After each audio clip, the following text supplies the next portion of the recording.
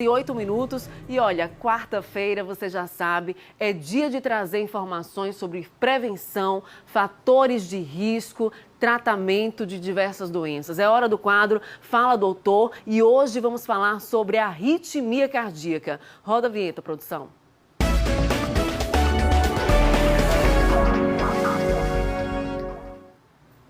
Olha, assunto sério. A arritmia cardíaca é uma doença relacionada às alterações no ritmo dos batimentos cardíacos e pode ter várias causas. Você precisa se observar. Preste atenção, palpitações, escurecimento da vista, você está bem, de repente a sua vista escurece, tonturas, desmaios, dores no peito ou falta de ar.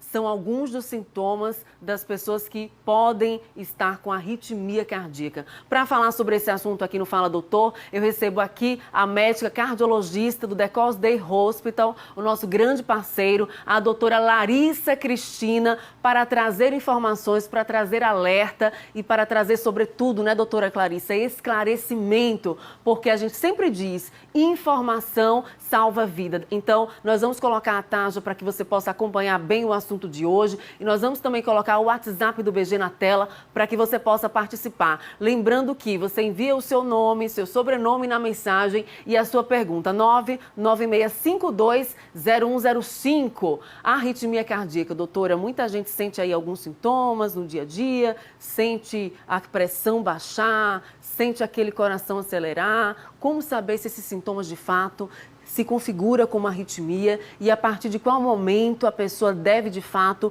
procurar um cardiologista para fazer exames? Bom dia, seja bem-vinda. Bom dia, pessoal.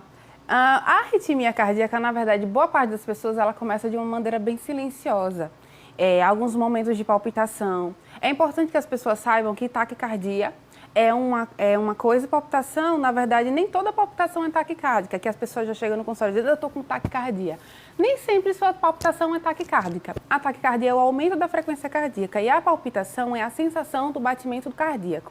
A gente respira, a gente pisca o olho, ninguém percebe. Assim como o coração bate e a gente não percebe. A sensação dele bater é a palpitação. Se você tem essas palpitações, pode sim ser algum indício de arritmia cardíaca. Para mim, no meu consultório, é a coisa mais comum, mais frequente que a gente pega. O maior sintoma é a palpitação. Existem outras coisas também, como, por exemplo, tontura, a vista escurecida, às vezes a pessoa se queixa de fraqueza. Então, a melhor arma que a gente tem contra a arritmia é a prevenção, é o check-up. É importante demais. Então, esclarecendo o assunto de hoje para vocês, o assunto de hoje é arritmia cardíaca. Então, alguns sintomas, vista escurecida, o escurecimento da vista, pressão baixa, tontura, palpitação, tudo isso pode ser sintoma de arritmia cardíaca. E vamos colocar o zap do BG na tela para que a população possa participar. 996520105 é o zap do BG. Enquanto a gente vai lendo as perguntas no telão, a população vai participando. Lembra de dizer para mim o seu nome, o seu sobrenome, a cidade ou bairro onde você mora. E é importante que a gente esclareça bem, né? Porque, por exemplo, outras doenças também podem gerar aquela palpitação, ansiedade, por exemplo, síndrome do pânico. Então é bom diferenciar bastante, né, doutora Clarissa? Vamos aqui ao telão do Balanço Geral. A informação que chega é a participação das comunidades.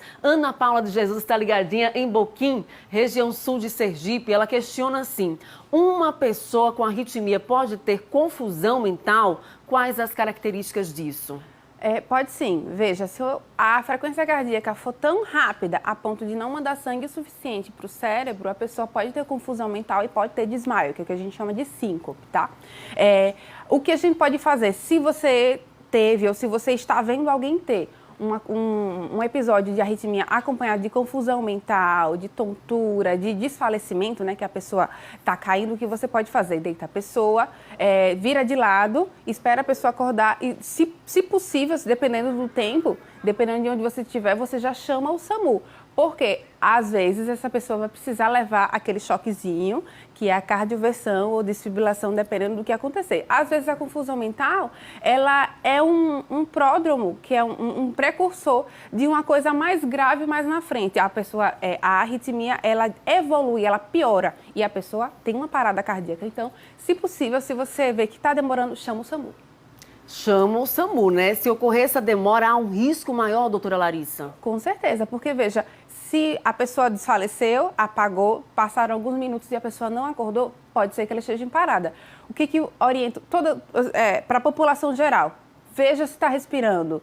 Se conseguir, procura um pulso. Se achou o pulso, ok. Está respirando? Ok. Se não está respirando, liga para o SAMU com urgência e pede para trazer o DEA, que é o desfibrilador externo automático. Você vai salvar uma vida desse jeito. Olha aí, tá vendo as orientações aí da doutora Larissa? Vamos soltar as perguntas na sequência? Niclésia dos Anjos e Ribeirópolis. Vamos seguir as perguntas na sequência, por gentileza. Qualquer pessoa pode ter morte súbita, doutora Larissa?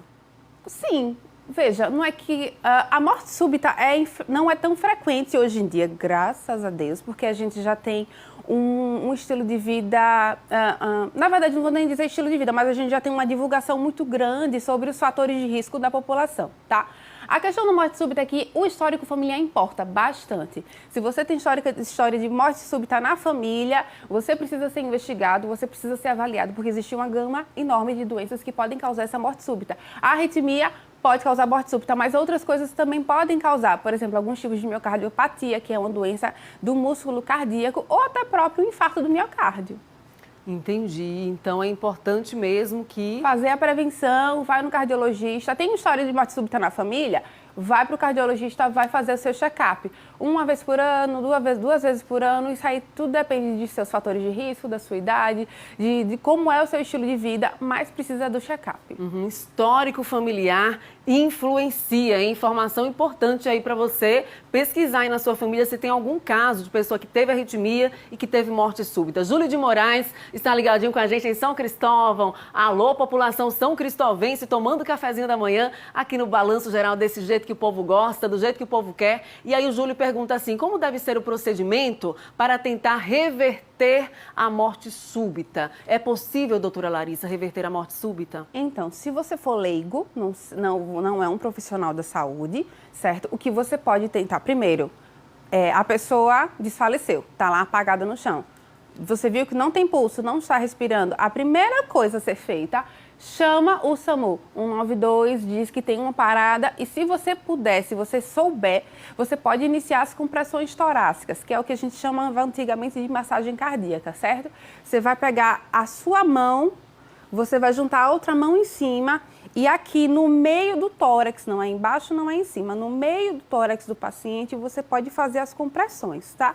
Você pode, são compressões ritmadas e essas compressões, elas, assim, você vai ajudar o coração a tentar voltar até o SAMU chegar. Se você fizer isso, se você fizer pelo menos as compressões, você já ajuda o paciente. Uma coisinha que a gente fala, quando a gente está dando aula sobre o BLS, que é isso que a gente fala, que é o Basic Life Support, a gente fala para vocês sempre cantar aquela musiquinha. Staying alive. Staying alive, porque esse ritmo da musiquinha é o ritmo adequado para você fazer as compressões e talvez salvar a vida daquela pessoa.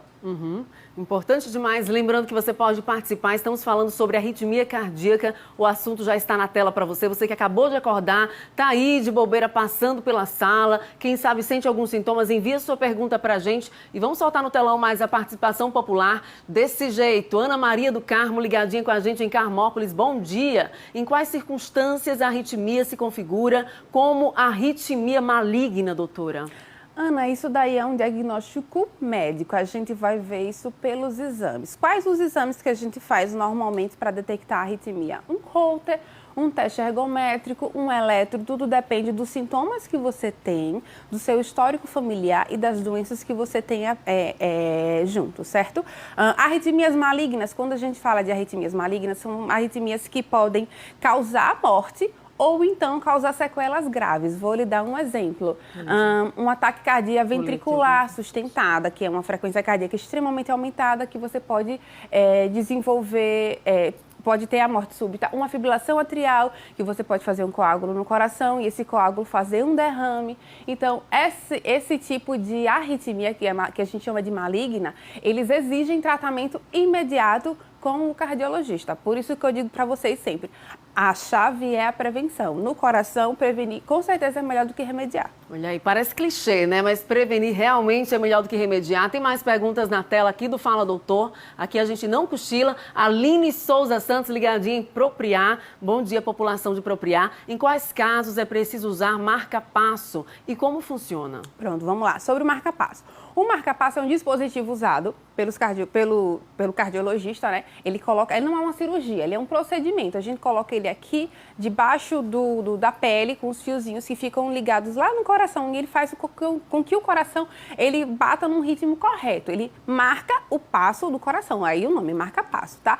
As arritmias que exigem o marca-passo são arritmias com a frequência cardíaca mais baixa, que a gente chama de bradiarritmias. Essas arritmias são mais comuns quando a gente vai ficando mais velho, do idoso, às vezes uma doença do nó sinusal, às vezes um que a gente chama de bloqueio AV total, que é o BAVT, são doenças mais comuns do idoso porque por conta da degeneração das fibras musculares cardíacas. O marca-passo, ele tem algumas questões que eu acho interessante a gente colocar. A pessoa que coloca o marca-passo, ela pode viver normalmente, ela só tem algumas restrições. Por exemplo, a porta de banco, você não pode passar. Quando você for para alguns lugares, você tem que avisar que tem um marca-passo. Mas fora isso, vida normal. Pode caminhar, pode fazer academia, pode ir para trabalhar, pode fazer o que você quiser. Isso não é restrição. O marca-passo, na verdade, é um tratamento. Entendi. Tem mais perguntas aqui? Dá para a gente soltar só mais uma participação? Daqui a pouquinho, então, a gente vai trazer outras informações. Nosso tempo encerrou. Quero agradecer a doutora Larissa pela participação, agradecer a participação dos nossos telespectadores e trazendo esclarecimento, sintomas, diagnóstico, prevenção e, claro, informação que salva vidas. Eu quero agradecer a doutora Larissa a presença com a gente aqui tão cedinho, agradecer todo o time do DECOS e a assessora Vanessa Rabelo, que está aqui nos bastidores com a gente, fazendo uma live pelo Instagram do DECOS Day Host. Então, obrigada, viu, doutora Larissa, pela presença. Obrigada a todos vocês.